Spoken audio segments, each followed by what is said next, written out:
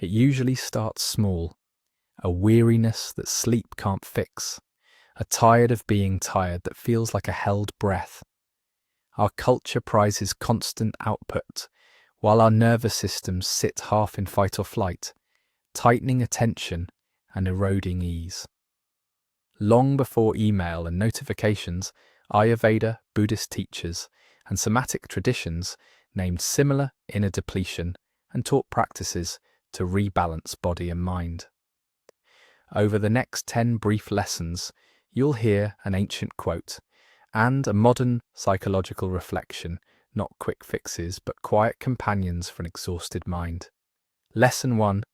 Ahimsa, turning down the inner violence toward yourself.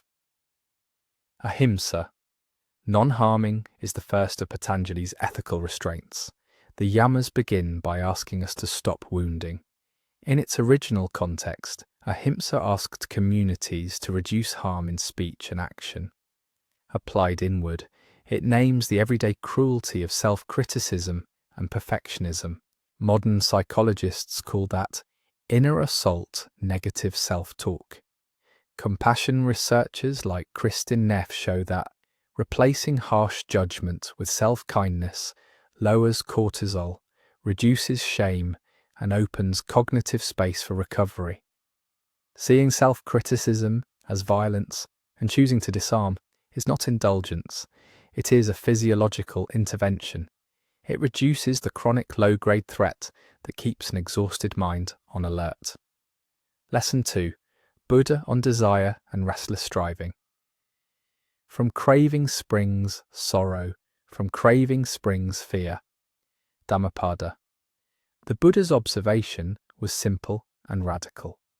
Much of our psychological suffering is fed by endless wanting. Today, that looks like the constant sense of not enough, more achievements, more updates, more optimization.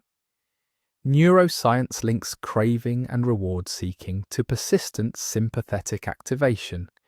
Chasing the next fix keeps the nervous system primed. The ancient invitation is to notice the pull without automatically obeying it, not repression, but observation.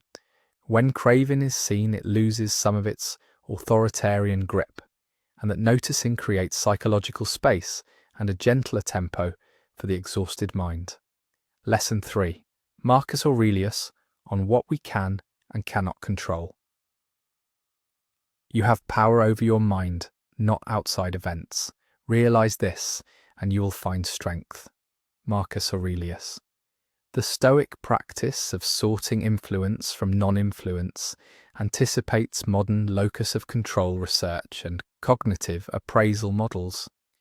Stress is not only what happens to you, it is how you appraise it. When we learn to attend to the perimeter of our control, choices, attention, small actions, helplessness shrinks, and energy is conserved. For a tired brain, this is relief. Fewer imagined obligations, fewer ruminative rehearsals of what can't be fixed. The Stoic lens doesn't remove difficulty. It redirects effort toward where effort actually changes outcome. Lesson 4.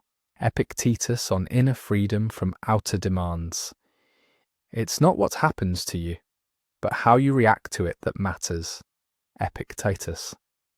Epictetus draws a line between events and our judgments about them. Cognitive behavioral therapy echoes this. Our interpretations shape emotional load. For people carrying cultural or familial timelines of shoulds, reframing expectations, treating them as narratives rather than facts, reduces the weight they impose. This is not denial. It is cognitive restructuring, a disciplined retraining of the mind that lightens the load of constant evaluation and frees attention for repair rather than self-punishment. Lesson 5. Jesus on rest for the weary. Come to me, all who labour and are heavy laden, and I will give you rest. Matthew 11:28. Read psychologically rather than doctrinally. The saying names a universal permission. that weariness deserves reprieve, and that relief is social as well as internal.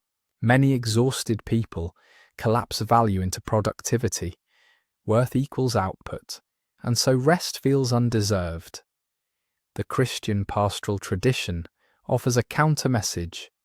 Rest is not a reward for merit, but a human necessity.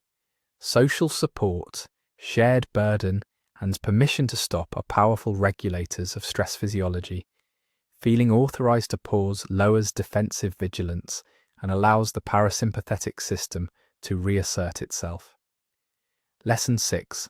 Sattva, choosing clarity over constant stimulation. Traditionally, cultivating sattva meant favoring purity and calm. In modern terms, it is a practice of reducing cognitive clutter, limiting news cycles, trimming notifications, simplifying inputs. Attention science shows that overstimulation produces attention fatigue and decision paralysis. Seeking sattvic conditions, fewer inputs, clearer routines, restores bandwidth. It's not moralizing minimalism. It is pragmatic triage for a nervous system depleted by constant novelty. Lesson 7. Mindfulness, being where you are. Mind precedes all mental states. Mind is their chief. They are all mind-made. Dhammapada. The classical Buddhist emphasis on present moment attention is a corrective to a mind habitually invested in alternatives and losses. Modern MBSR and mindfulness studies show reductions in rumination, lowered cortisol, and improved emotion regulation. Practicing simple presence, even a brief anchor of breath or sensation, interrupts the rehearsal of imagined lives and returns the mind to what's actually here. For exhausted minds, presence offers rest by shrinking the field of mental multiplication that creates background menace. Lesson 8. Brahmacharya, redefining energy, not just abstinence. Brahmacharya is often translated narrowly as celibacy, but in yogic ethics it points to wise use of vital energy and focus.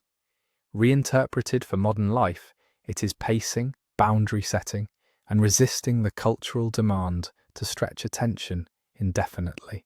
Research on recovery from burnout favours less is more strategies, deliberate downshifts, energy budgeting, and saying no as forms of conservation.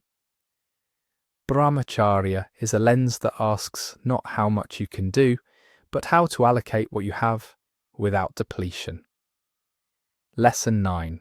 The body remembers. Touch, breath, and deep rest.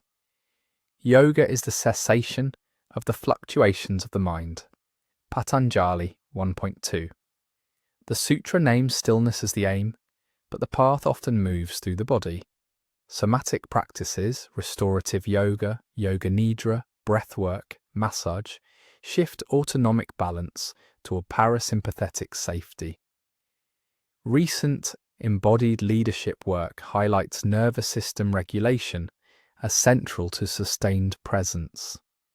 For exhausted minds, returning to the felt body is not avoidance of thought. It is a necessary recalibration that rewires defensive patterns and allows clearer thinking to re-emerge. Lesson 10. Impermanence and the seasonality of energy. All conditioned things are impermanent. Dhammapada. This observation, blunt and liberating, punctures the tyranny of continuous productivity. If energy, conditions, and seasons ebb and flow, then expecting constant performance is a mismatch to reality. Psychological flexibility and acceptance, knowing that exhaustion can be a season, not a permanent identity, reduce the shame and catastrophic thinking that prolong burnout. When impermanence is felt as fact rather than failure, the mind can plan for cycles, not relentless escalation. Each lesson is not a checklist to complete, but a lens to wear for a while. Worn quietly, they change what you notice and how tight you hold the clock in your head. In that small unhooking, an exhausted mind begins, very gradually, to breathe.